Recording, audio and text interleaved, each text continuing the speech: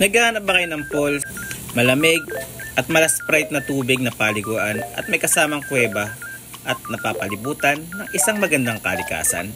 Tara, samahan nyo ako at igagalaw kayo ngayong araw para puntahan lahat yan sa loob ng isang araw, di kagaya ng mga plano nyo na hanggang ngayon ay di pa rin natutuloy. Aray ko! Bumiyay nga pala kami dito sa Doña Remedios Trinidad o ang tinatawag na DRT dito sa Bulacan. At ang DRT ay isa sa mga pinakamaraming tourist attraction dito sa lalawigan. Pagdating nyo nga pala dito sa arko ng DRT ay pwede na kayong magtanong kung ano-ano at kung saan ang mga tourist spot or attraction na makikita dito sa lugar. At di naman kalayuan ang pupuntahan namin. Pagdating dito sa arko, nasa 30 minutes na lang yung travel time namin papunta sa location kung saan tayo pupunta. At take note nga pala kung bago ako pa lang dito sa pagpunta sa DRT ay mamamangakay sa lugar nito dahil kaliwat kanan yung bundok na makikita ninyo. Kaya sa mga dadayo, iwas-iwasan natin ang pagtapon ng basura sa paligid na madadaanan natin.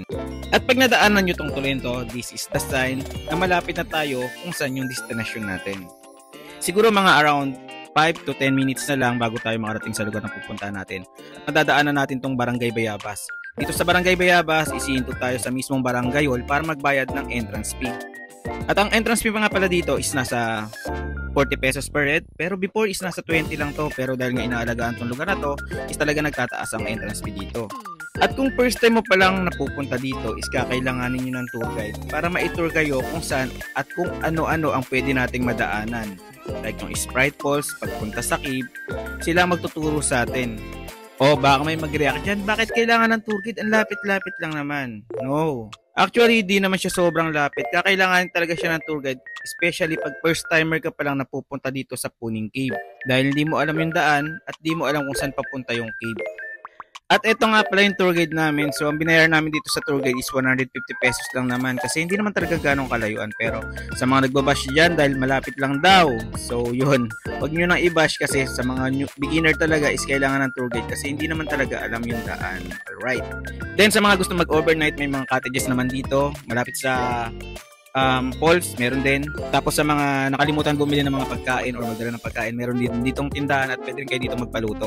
And don't worry, price friendly naman dito, hindi naman taga ang presyo dito.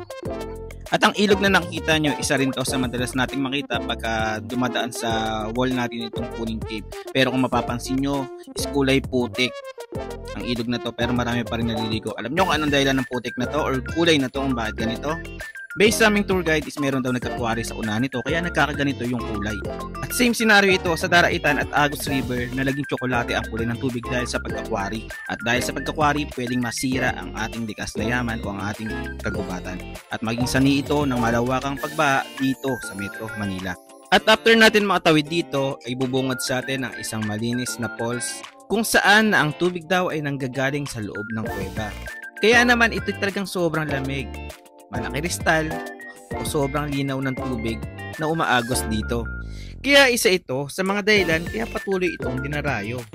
Sabi nga ng aming tour guide, itong araw talaga ang dinarayo dito bukod sa kuweba, itong Sprite Falls na to kasi yung tubig dito is talagang Sprite pagka umabagsak. Then sobrang lamig ng tubig at linaw kaya kita nyo naman ang daming nagsiswimming. Actually dumating kami dito is 3:30 na ng hapon at bawal na pumasok sa cave kaya yan, marami na lang kayo nakikitang naliligo. Kaya sa mga pupunta dito, iwasan na lang din natin yung pagkain dito sa gilid ng falls na to or yung paliguan na to. Or iwasan din natin yung pagtapon na lang ng basura kung saan dahil marami namang mga basura dito sa gilid eh. Doon na lang natin ilagay ang ating mga basura para hindi makalat at di kumalat at matumian itong lugar na to.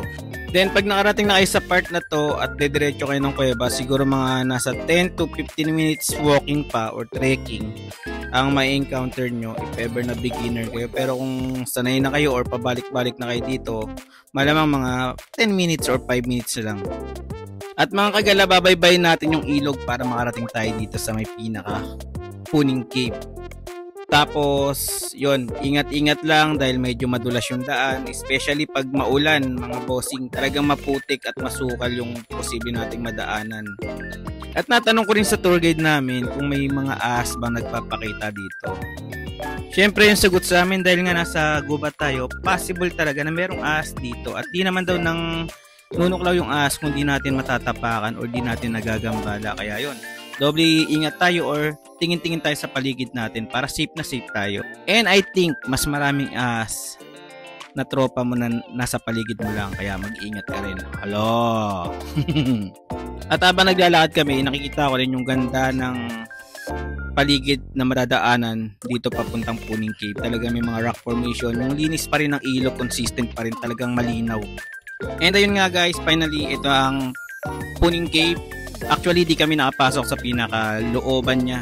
Dito lang kami sa bungad kasi around 4pm na, at pag 4pm na bawal na po talagang pumasok dito sa loob. And based again on my tour guide, dati po is lagpas tao talaga ang tubig dito. Kaya kung makikita nyo is may tali dito sa gilid nito para maging guide kung sakaling tawag dito tumaas yung tubig, dito tayo kakapit palabas, or ito na rin yung palatandaan na dito tayo lalabas or nanggaling.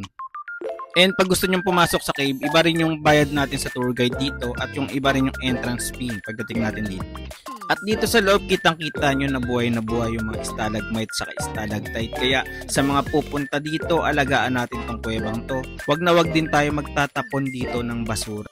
At kung nakarating kayo sa part ng video na to, don't forget to follow, like, and share my page, Kuya AJ's Vlog, mga bossing, para lagi kayong updated sa aking mga bagong, mga pinupuntang galaan, kainan, at syempre minsan kulitan. Alright, maraming salamat mga gala. Bye-bye!